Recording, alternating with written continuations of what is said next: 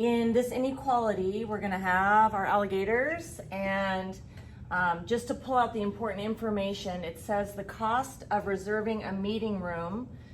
There's two things that are contributing to it. The reservation of $34. Okay, so we're gonna have our reservation fee and an additional fee of $5.40 for every hour that you rent the room. And then it goes on to say that the club wants to spend at most, so put here at most, $71.80. So then let's turn this into an inequality. Okay, so the reservation fee up here, it's $34. So whether you rent the room for a half an hour or 4 hours, it's gonna be $34 to hold the room. So 34 won't change. And then the additional fee of $5.40, well, if you rent the room for 1 hour, it's $5.40. If you rent it for 2 hours, $5.40 times 2. If you rent it for 3 hours, $5.40 times 3. So we want to take the $5.40 and multiply it by the number of hours that they're going to be in the room. Okay, so $5.40 multiplied by the number of hours. We have our reservation fee that we're paying, and we have how much we're paying per hour.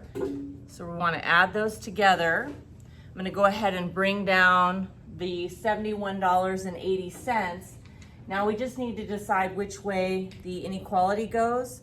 And so one way to do that is to just figure out what side should be the bigger side. Should it be the cost of the room, or should it be $71.80? Well, if they want to spend at most $71.80, they don't want to end up going over $71.80. So $71.80 has to be the biggest thing up here. This side has got to be at $7.80 or smaller. So if the alligator eats the big one, $71.80 is the bigger between the two sides. So I'm going to go this way. Now the question is, should I underline it? So if this club rents it for $71.80,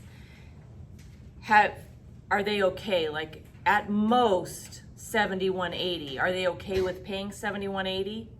So that's why we're going to underline that. Okay, so this is my bigger side, underline it. Then lastly, I just need to solve the inequality. So this H is getting multiplied by 540, and we have add 34. So we're gonna get rid of that positive 34 by subtracting it. What I do to one side, I do to the other. So on the left-hand side, I still have $5.40 times H. I'm gonna bring down the inequality, because remember, the inequalities only flip over if you multiply or divide both sides by a negative.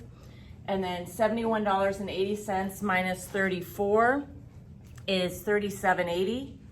And then finally, to get rid of multiply by 540, I'm gonna divide. What I do to one side, I do to the other.